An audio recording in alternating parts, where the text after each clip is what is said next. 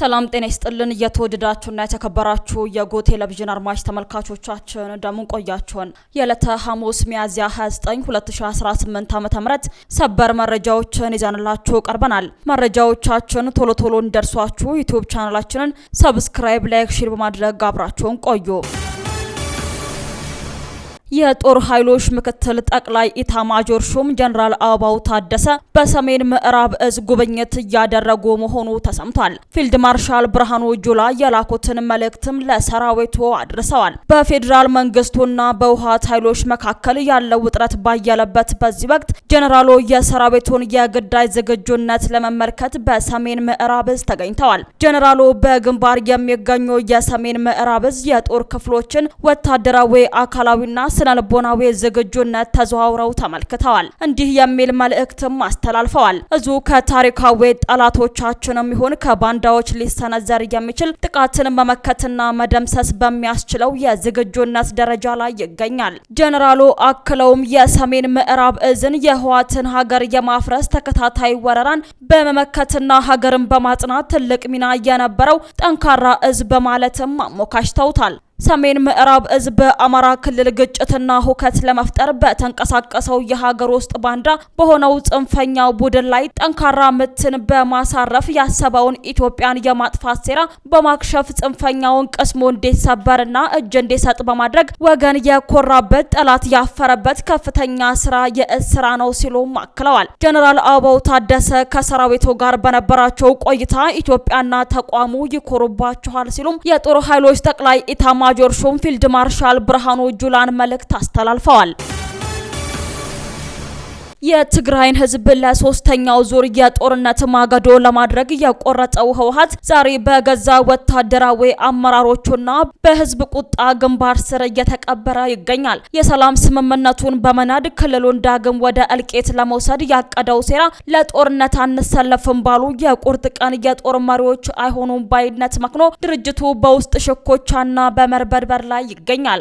እንደ ብርጋዴር ጀነራል ነጋሽ ዳኘው ያሉ ከፍተኛ መኮንኖችን ኃላፊነት በማንሳትና ለማሳር በማሳደድ የሚፈጽመው የድንባዜ እርምጃ ቡድኑ ከውስጥ እንደ ሰም እየቀለጠ መሆኑንና የህልውናውና ጀንበር መጥለቋን የሚያበስር የውርደት አዋጅ ነው። የትግራይ ወጣት ኤሊቶችና ሰራዊቱ ለጥፋት ቡድን ማገዶ አንሆንም በማለት የጀርባ አጥንቶን ስለሰበሩት ያቀደው ህገወጥ የሹመት ድራማ ሳይጀመር በውርደት ታስተጓጉሏል። ይህ ከውስጥ የነደደው የፍትህ ነበልባል ድርጅታዊ መዋቅሩን አመድ እያደረገው ሲሆን ህወሓት ገዛ ሰራዊቱና ከህዝብ ጋር የተጋጨበትን የዘንድሮ አመት የጥፋት ታሪክ ማጠቃለያ መሆኑ የማይቀር መራራ እውነት ነው። ዛሬ ትግራይ ውስጥ እየተሰማ ያለው የለውጥ ነጎድጓድ የጦርነት ነጋሪት ለሚጎስሙ ጁንታዎች የመጨረሻው የመቃብር ጥሪና የጥፋት ሴራቸው ማክተሚያ ነው።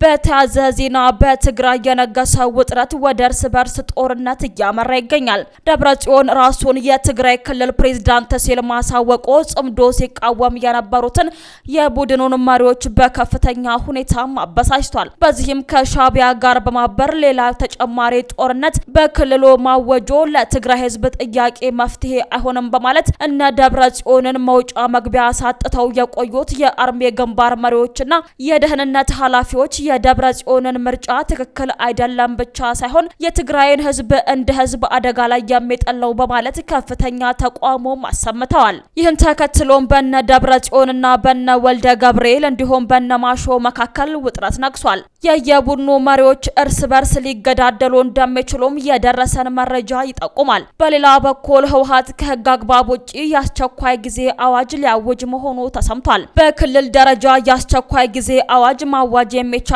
ለተፈጥሮ አደጋ ወይም ለጤና ወረርሽኝ ብቻ ሆኖ ሳለ የነ ደብረ ጽዮን የህግ ድንጋጌን በመጣስ የፖለቲካ መጠቀሚያ ለማድረግ እየተንቀሳቀሰም ይገኛል። ይህ አዋጅ የታለመውም በህዝብና በሰራዊቱ ዘንድ እየበረታ የመጣውን ተቃውሞ ለመጨቆን፣ ወጣቱን በጅምላ ለማሰርና ወደ ጦርነት ለመማገድ ለማፈስ እንዲሁም የተቃዋሚ አመራሮችን እንቅስቃሴ ለመክታት የታለመ መሆኑንም መረጃዎች ያሳያሉ።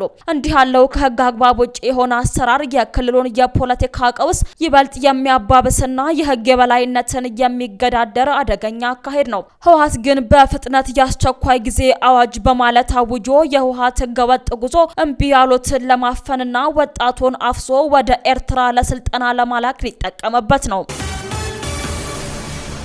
ምርጫን ለማደናቀፍ መሞከር ከፍተኛ የህግ ተጠያቂነትን ያስከትላል ተባለ። ምርጫን ማወክም ሆነ ለማደናቀፍ መሞከር የህግ ተጠያቂነትን እንደሚያስከትል በህግ ተደንግጓል። በዋግ ኽምራ ብሔረሰብ አስተዳደር ፍትህ መምሪያ የወንጀል አቃቢ ህግ ባለሙያ ሰለሞን ምስጋናው የኢትዮጵያ ምርጫ የፖለቲካ ምዝገባና ስነ ምግባር አዋጅ 1162 ህዝባር 2001 እና ይሄን ለማሻሻል የወጣው አዋጅ 1394 ህዝባር 2017 አንቀጽ 157 158 እና 159 የተከለከሉትን ለመጣስ መሞከር ተጠያቂ እንደሚያደርግ በግልጽ አስፍሯል ብለዋል። የፖለቲካ ፓርቲን ዓላማ በኃይል ወይም በማስፈራራት ለማስረጽ ማንኛውንም ሰው ወይም ቡድን ማደራጀት የተከለከለ መሆኑንም ገልጸዋል።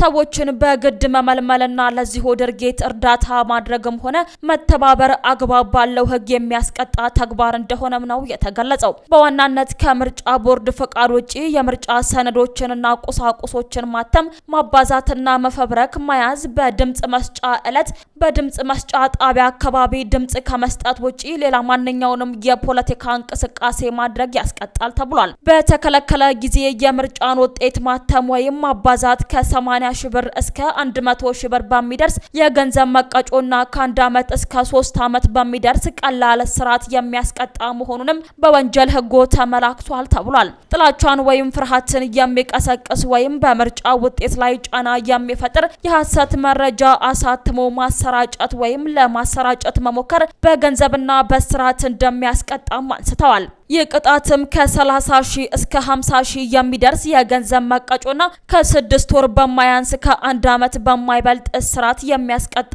ወንጀል መሆኑንም አብራርተዋል። ያለ ፍቃድ የኤአይ ስልጠና መስጠት በህግ ያስቀጣል ተባለ። የኢትዮጵያ አርቲፊሻል ኢንተለጀንስ ኢንስቲትዩት ህጋዊ እውቅና ካላቸው ተቋማት ውጪ ማንኛውም ግለሰብ ሆነ ድርጅት በሰው ሰራሽ አስተውሎት ኤአይ ዙሪያ ስልጠና መስጠትና በሰው ሰራሽ አስተውሎት ኤአይ ዙሪያ ስልጠና መስጠት በጥብቅ የተከለከለ መሆኑን አስጠንቅቀዋል። የኢንስቲትዩቱ የኮሙኒኬሽን ጉዳዮች ዳይሬክተር አቶ ተስፋዬ ዘውዴ እንደገለጹት እስካሁን ድረስ ለማንኛውም የግል ተቋምም ሆነ ግለሰብ የማሰልጠን ፍቃድ አልሰጠንም ብለዋል። ይህንን መመሪያ ጥሶ ስልጠና ሲሰጥ የተገኘ አካል በአዋጅ በተደነገገው መሰረት ህጋዊ ቅጣት እንደሚጠብቀውም አሳስበዋል። በአዋጅ ቁጥር 510/2014 በተሰጠው ስልጣን መሰረት በዘርፉ ማህበረሰቡን የማስተማርና ምቹ ምህዳርን የመፍጠር ተልዕኮ የኢንስቲትዩቱ ብቻ ነው ተብሏል። ይሁን እንጂ ከሚቀጥለው ዓመት ጀምሮ ስልጠናው በዩኒቨርሲቲ ደረጃ መስጠት እንደሚችልም ዳይሬክተሩ ፍንጭ ሰጥተዋል። የሱዳኑ ጀነራል አልቡርሃን ጉድ መሆናቸው ተሰምቷል። በመድኃኒት ስም ሲጓጓዝ የነበረ የ13 ሚሊዮን ዶላር የጦር መሳሪያ በኤምሬትስ መያዙ ተሰምቷል። የዩናይትድ አረብ ኤምሬትስ የጸጥታ ኃይሎች በሱዳን ግጭት ለጀነራል አልቡርሃን ጦር በሰብአዊ እርዳታ ስም ሲላክ የነበረ ግዙፍ የጦር መሳሪያ ጭነት በቁጥጥር ስር መዋላቸው ተነግሯል። መሳሪያዎቹ የሕክምና ቁሳቁስ ተብለው በሐሰት ሰነድ ሲጓጓዙ የነበረ ቢሆንም የኤምሬትስ የጸጥታ አካላት በጥርጣሬ በመበርበር የሚከተሉትን ይዘቶች መያዝ ችለዋል። ክላሽኮቭ ጠመንጃ፣ መትረየሶችንና የእጅ ቦምቦችን፣ በሚሊዮን የሚቆጠሩ ጥይቶችን፣ አጠቃላይ ጭነቱ 13 ሚሊዮን ዶላር ይገመታልም ተብሏል። ከዚህ ህገወጥ ዝውውር ጋር በተያያዘ 19 ግለሰቦችና 6 ድርጅት መለየታቸውን የሀገሪቱ ጠቅላይ አቃቢ ህግ አሳውቋል። እስካሁን በጉዳዩ ላይ ከተጠረጠሩ 13 ዋና ተጠርጣሪዎች መካከል 9 በቁጥጥር ስር ውለው ምርመራ እየተካሄደባቸውም ይገኛል ተብሏል። ውድ አድማጭ ተመልካቾቻችን ለሰዓቱ ያዘጋጀንላችሁ ሰበርና ወቅታዊ መረጃዎቻችን እነዚህን ይመስሉ ነበር። አብራችሁን ስለነበራችሁ ከልብ እናመሰግናለን። በያላችሁበት ሰላም ቆዩን።